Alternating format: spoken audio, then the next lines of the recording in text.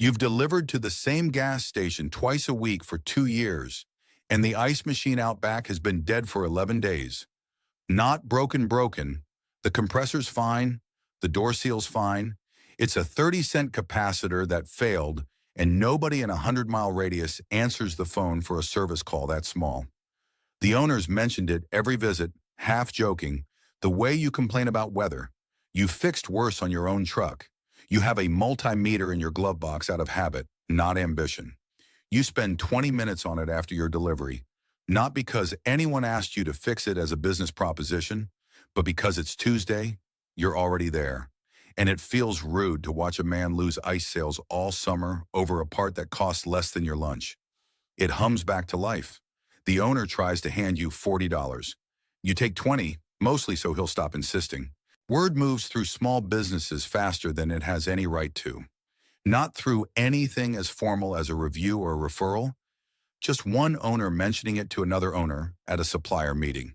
The way people talk about a mechanic who didn't rip them off. 3 weeks later, a laundromat owner 2 towns over calls the number the gas station guy gave him, describing a vending machine that eats dollar bills without dispensing anything. You go on a Saturday, off the clock, and it's a jammed coin mechanism. 20 minutes of work again. This time you don't undersell yourself.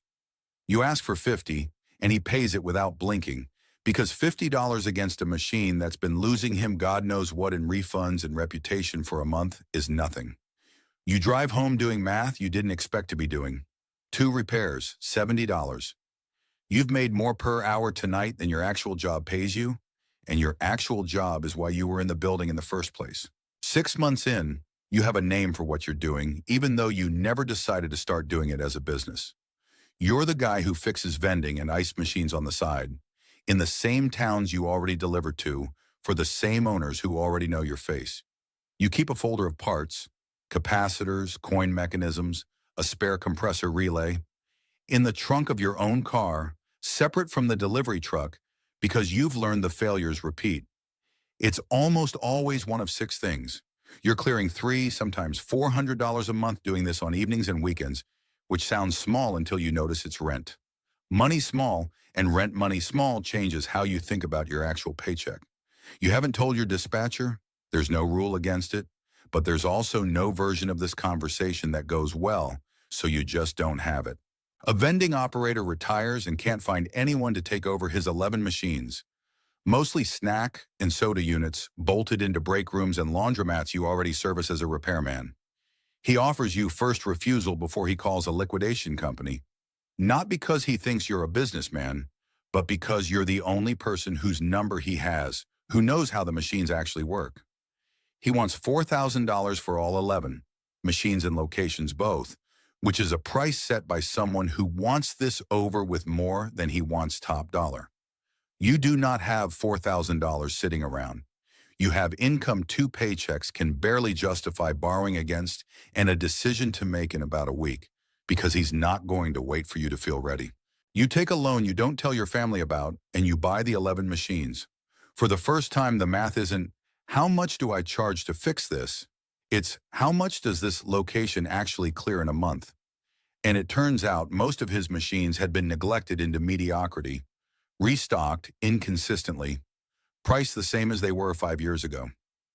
You service them properly, reprice 2 items that were underpriced against cost, and by month 3, the 11 machines alone are clearing close to $1,800 a month above what you paid for the roots, which means the loan is gone in under 3 months, and everything after is yours. You still deliver beverages 5 days a week. Nobody at that job knows you now personally own 11 of the machines you're driving past. Word that you buy machines, not just fix them, starts moving the same way the repair work did. Over the next year and a half, you buy 4 more small routes from retiring or overwhelmed operators, almost always below what a broker would charge, because you're a known, trusted, local face instead of a company with a name nobody recognizes. 60 machines, then 90. You've stopped doing repair calls for strangers because your own machines take every spare hour you have, and the math on your own equipment is better anyway.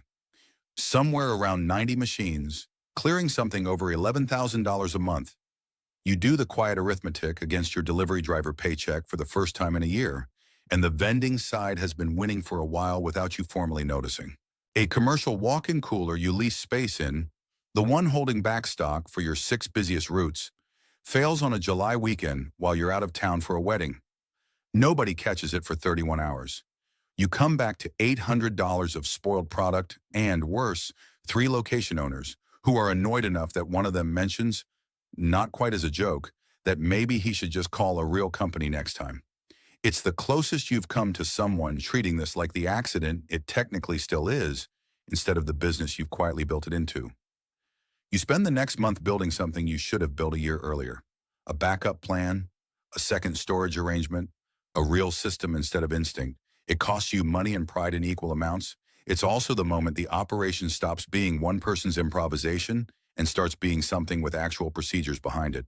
A location owner mentions offhand that a competitor 2 towns over replaced their vending machines with an open-shelf micro market, a small unmanned store with a self-checkout kiosk instead of coin slots. And that employees like it enough to mention it unprompted, which almost never happens with a vending machine. You research it for 2 weeks before spending a cent. The upfront cost per location is roughly 4 times a standard machine, but the average sale per visit is more than double because people buy real food, not just chips, when it doesn't feel like a vending machine. You convert your 3 highest traffic locations first as a test, funded entirely out of the business's own cash instead of another loan. You've learned that lesson already. Within 4 months, those 3 locations alone are outperforming your other 90 machines combined. 18 months after the first micro market conversion, you're running 40 machines and 11 micro market locations across a genuine multi-town footprint, with 2 part-time employees handling restocking on days you can't cover yourself. The first people you've ever hired and the first proof to yourself that this isn't a side hustle wearing a business's clothes anymore. The number when your accountant finally puts a real one in front of you, instead of your own back-of-napkin math, is $2.3 million in gross annual revenue. Not your income, the business's revenue, most of it still reinvested. But it's a number you would not have believed if someone had told you it started with a 30-cent capacitor and a favor for a man whose name you still remember. You give your notice at the beverage distributor on an ordinary Thursday, the same kind of day you fix that first ice machine on. Your manager assumes you found a better driving job somewhere else, and you let him assume it, the same instinct that's kept you quiet about all of this for years. Your last delivery route happens to pass the same gas station where it started. The ice machine is still there, still working, still the same one, though the owner doesn't know it was ever anything more to you than a good deed on a slow Tuesday. You still drive past that gas station sometimes, though you have no professional reason to anymore. Nobody along your old delivery route ever learned that the guy who fixed their ice machine for $20 owns a business now worth more than most of their buildings. You didn't set out to build anything.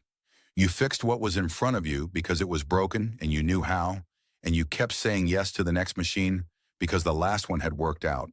Nobody knows. You never needed them to.